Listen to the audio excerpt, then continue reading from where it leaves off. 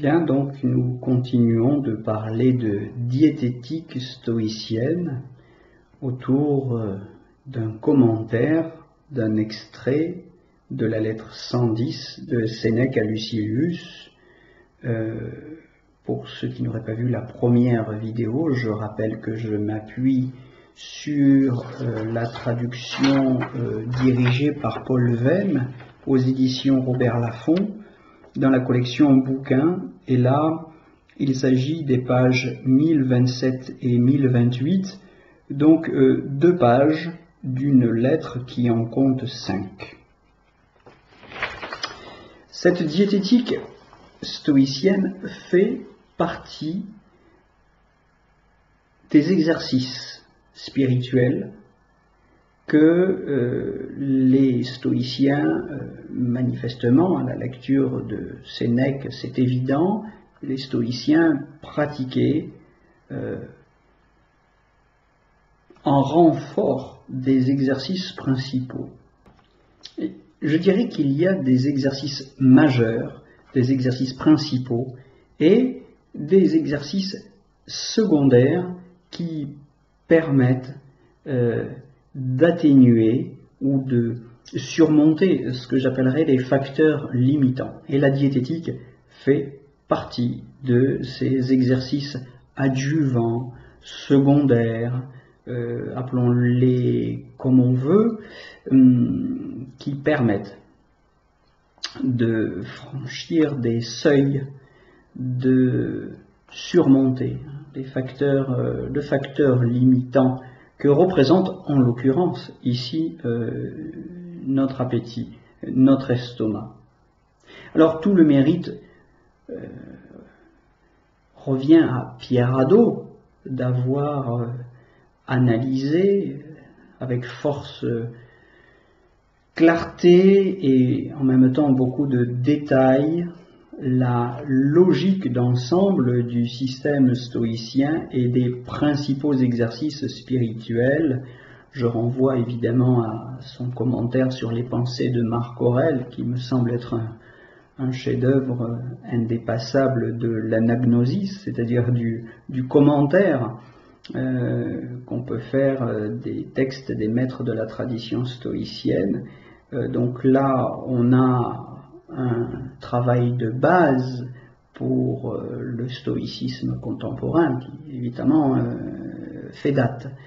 Mais il y a, on s'en rend compte manifestement à la lecture d'Épictète, de Marc Aurèle peut-être aussi, mais surtout de Sénèque, comme je vais essayer de le montrer aujourd'hui, on a à côté de ces exercices majeurs qui ont été analysés sous les termes de logique, physique et éthique, tout un ensemble d'exercices qu'il ne serait d'ailleurs pas facile de classer dans ces 3 grandes catégories, mais enfin, on va d'abord commencer par essayer de les décrire.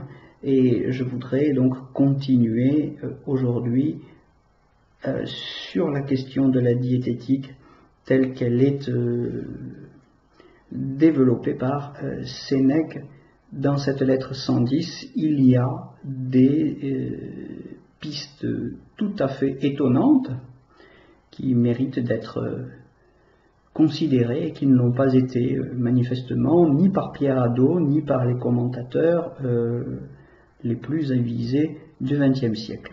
Je vais essayer de vous en montrer les traces.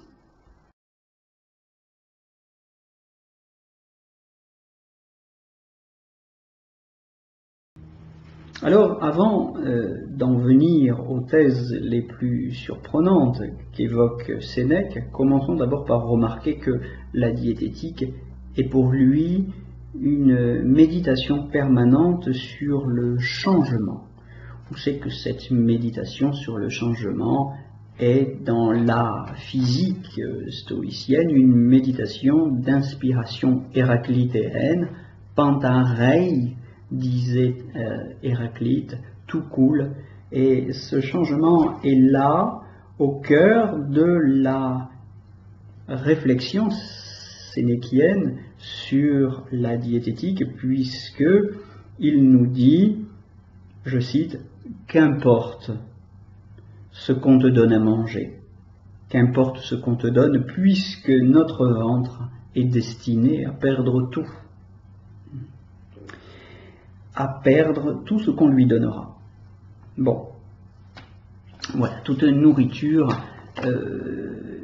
est indifférente. Au fond, habitue-toi à recevoir tout ce qui t'est donné comme indifférent, ne cours pas comme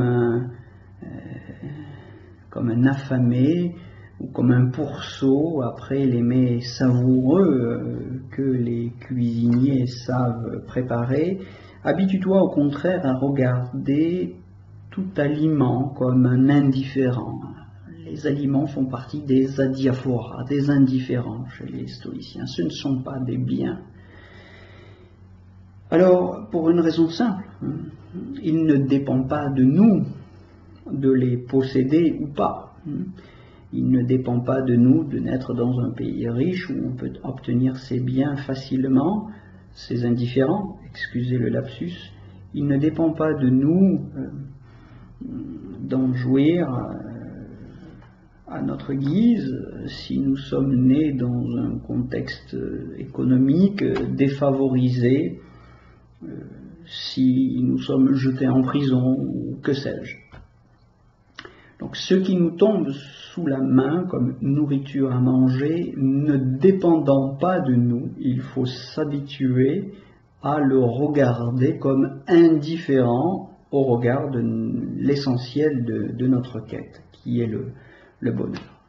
Nous ne pouvons pas véritablement posséder ces biens, même si, évidemment, je suis d'accord, il nous est arrivé 100 fois ou 150 fois d'avoir sur notre table ce qui nous faisait plaisir.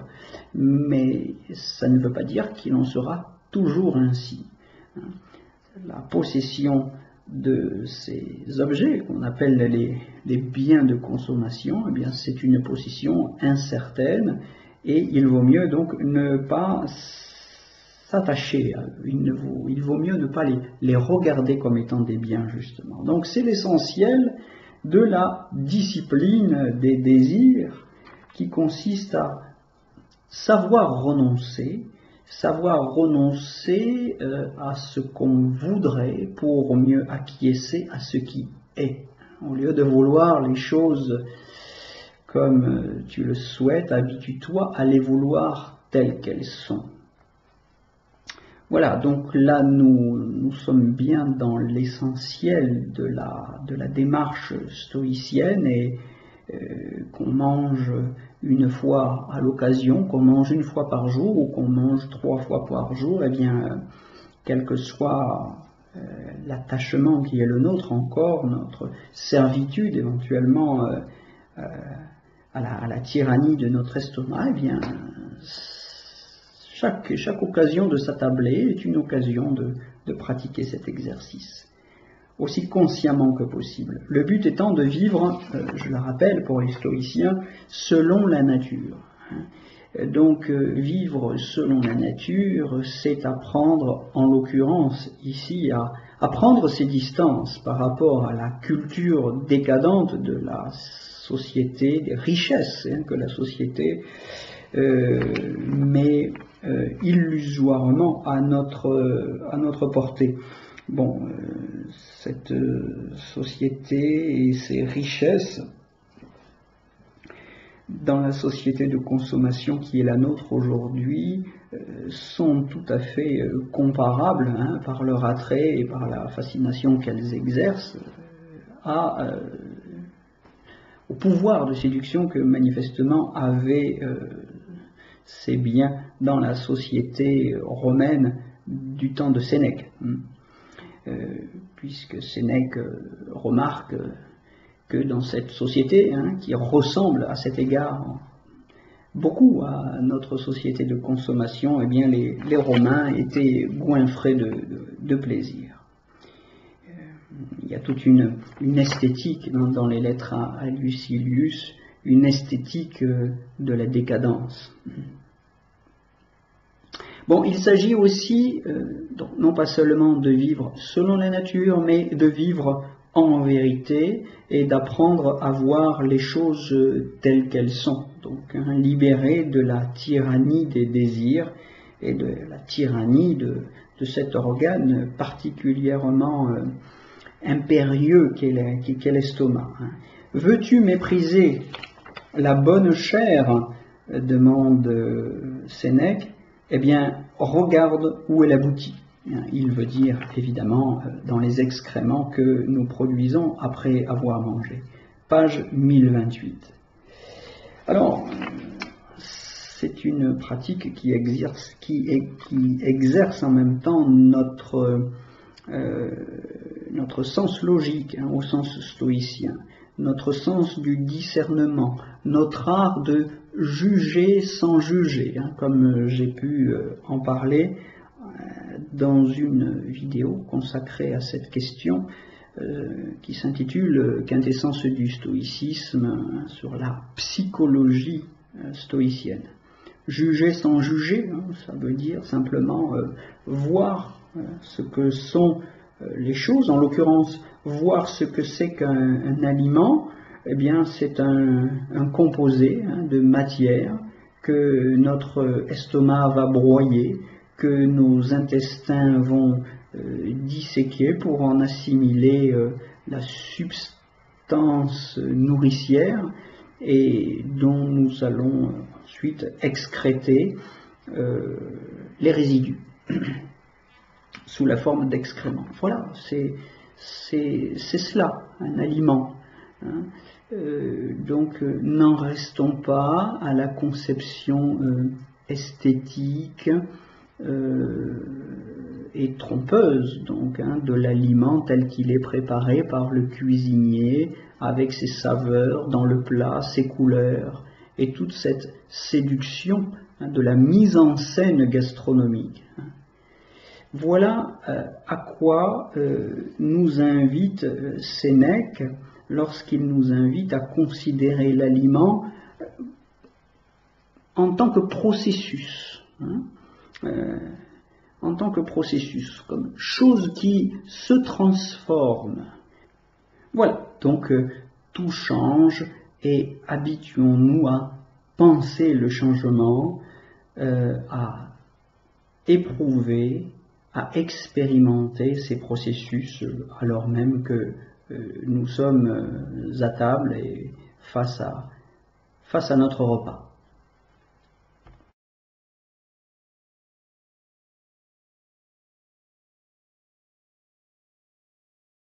Alors, le deuxième point qui me semble tout à fait remarquable dans cette lettre, c'est la question classique qui vient de la pensée grecque, la question de l'autarcie, c'est-à-dire la capacité à vivre sans dépendre de l'extériorité. Il s'agit, page 1027, de revenir du superflu au strict nécessaire.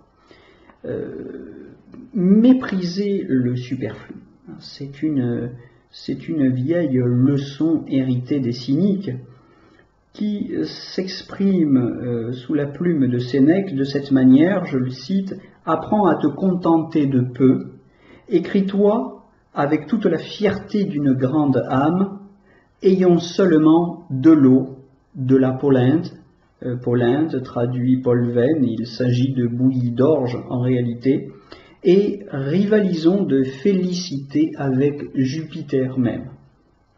Ici, on reconnaît le thème classique dans la pensée grecque du sage qui vit comme un dieu parmi les hommes. Attention, il n'est pas Dieu, attention au risque d'inflation psychique, mais enfin, il y a tout de même dans la philosophie grecque et stoïcienne, romaine, d'inspiration grecque, ce thème, ce leitmotiv, dirais-je, ce leitmotiv philosophique d'une divinisation de l'homme. Vivre comme un dieu parmi les hommes, c'est un thème qu'on trouvait chez Épicure, qui est évoqué par Sénèque à la lettre 25, où il était déjà question de cette farine et de cette eau avec laquelle on fait un pain grossier, en tout cas facile d'accès, qui ne suppose aucune richesse, aucun luxe, qui exclut même tout luxe, que tout le monde peut obtenir facilement. Avec de la farine et de l'eau, disait-il, je peux être aussi heureux que Jupiter, que Zeus Pater, que Dieu le Père. Donc, c'est un thème repris de la longue tradition grecque qui traverse Sénèque. Alors, comment puis-je à la fois vivre selon la nature, les lois naturelles, et m'affranchir des nécessités naturelles? Parce que malgré tout, dans cette quête de la divinité ou de la divinisation, eh bien, l'homme sage reste soumis aux lois naturelles. Donc, on peut voir ici une réflexion, en tout cas l'ébauche d'une réflexion tout à fait surprenante chez Sénèque, si on pousse la réflexion dans cette direction. Je m'explique.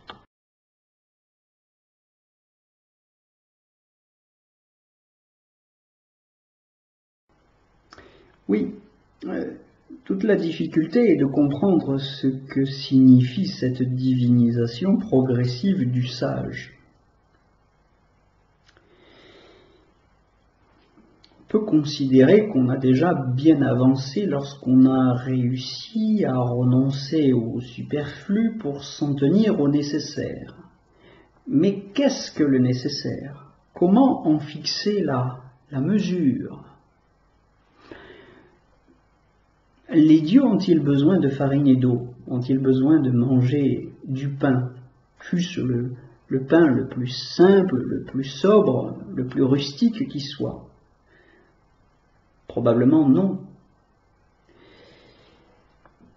Alors, Sénèque ose pousser la réflexion un petit peu plus loin, même si, à notre connaissance, il n'est allé sur ce terrain qu'en pensée, je veux dire qu'il n'a pas expérimenté la chose jusqu'au bout, pour une raison simple, il n'a pas poussé ses expériences diététiques jusqu'où il a pu envisager de les pousser, parce que il était d'abord en priorité préoccupé par la question de la mort et l'urgence où il était dans la situation politique compliquée, la situation d'exil qui devait, comme vous le savez, aboutir à l'ordre de son suicide par l'empereur Néron en 65, eh bien,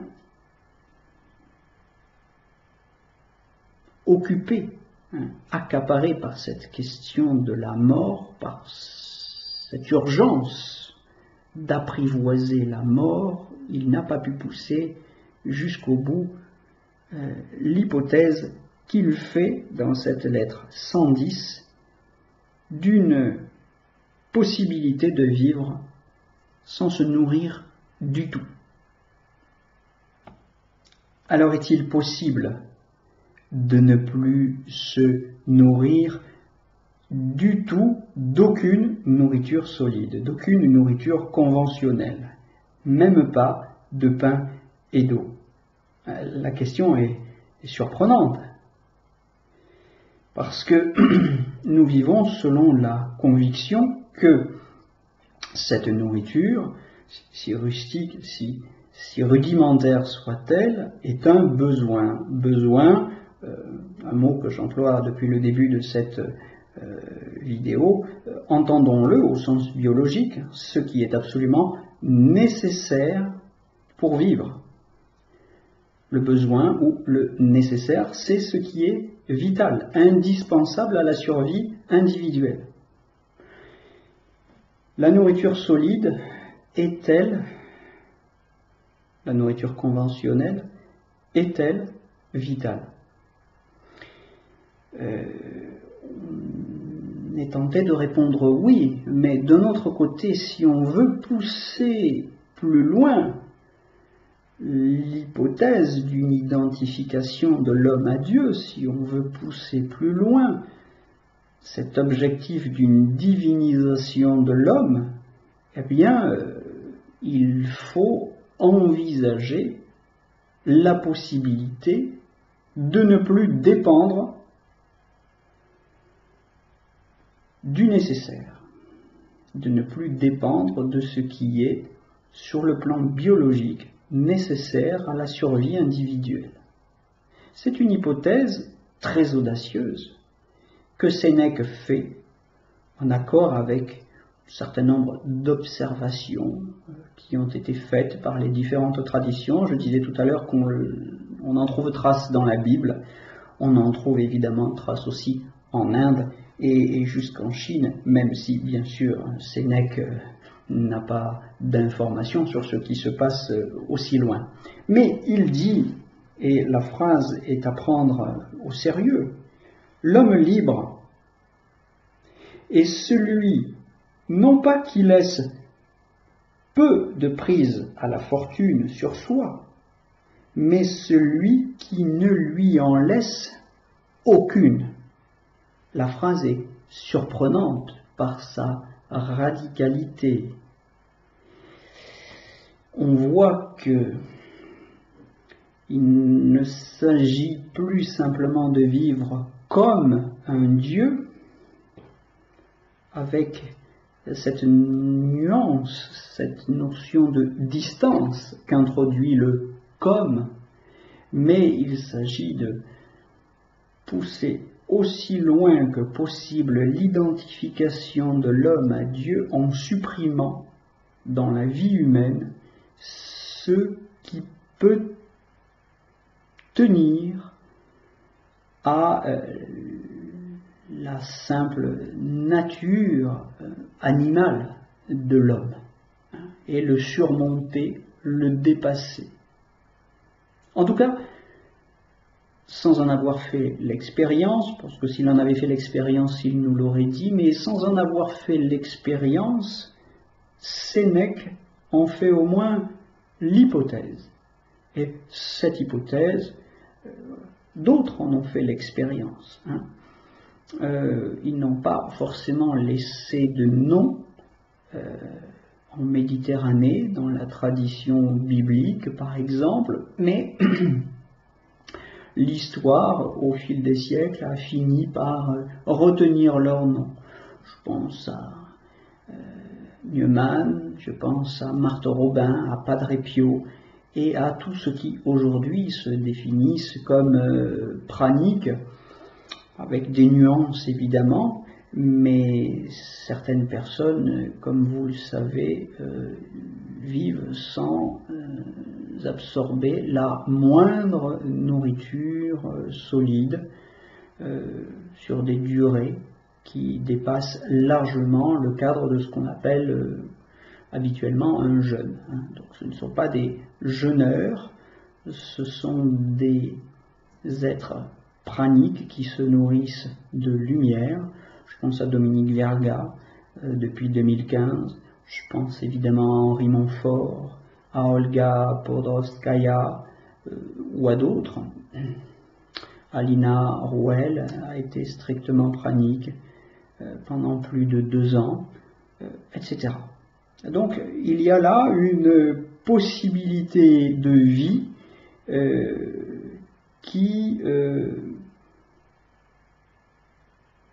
confirme l'hypothèse audacieuse et pour le moins peut-être même extrême et qui n'est pas sans risque d'une vie divine ou quasi divine, la possibilité de vivre comme un Dieu. Voilà quelle réflexion étonnante le texte de Sénèque nous conduit si nous voulons bien le relire avec des yeux dépoussiérés. Évidemment, ces considérations sont en général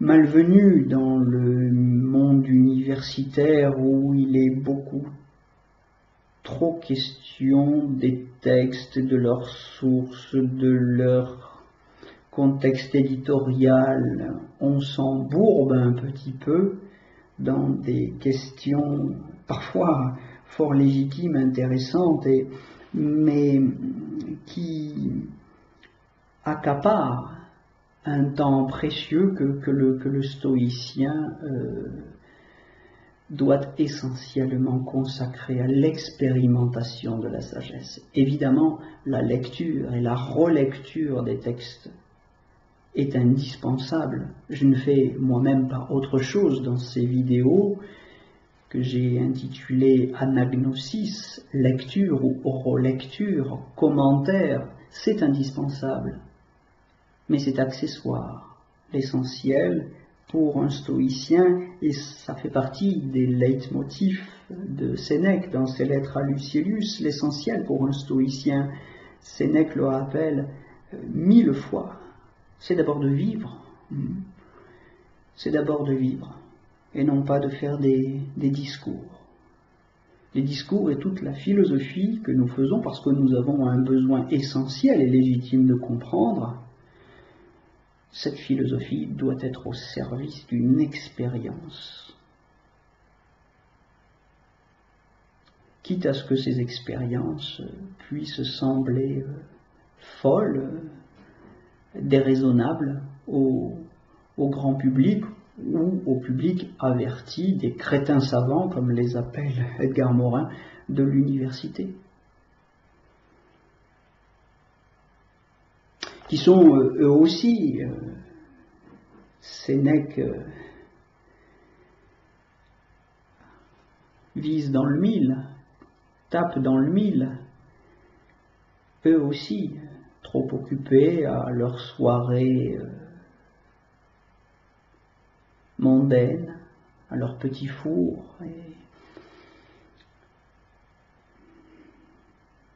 Le stoïcien est une espèce de fou. Je crois que s'il y avait un stoïcien, Pierre Hadot était quand même un peu de cela. C'est un être à part. S'il y avait à nouveau des stoïciens dans ce monde, dans l'université, ils n'y feraient pas long feu ou ils n'y brilleraient pas vraiment parce que ce qu'il faut faire pour briller à l'université, faire carrière, est tout à fait contraire à la sobriété, à la simplicité dont le stoïcien a besoin pour vivre véritablement ce dont il parle, pour vivre cette vie selon la nature, pour vivre cette vie en quête du divin.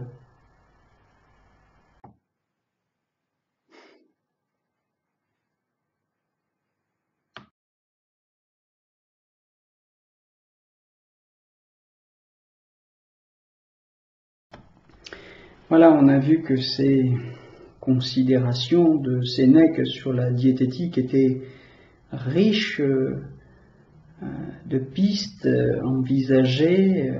On a parlé de la monodiète lors d'une précédente vidéo. On évoque aujourd'hui la possibilité de vivre sans nourriture conventionnelle, donc la possibilité de la nourriture pranique, pour parler comme nos contemporains. Bien, je vous donne rendez-vous dans une prochaine vidéo pour évoquer ce que Épictète, dans les entretiens, dit du jeûne. À très bientôt.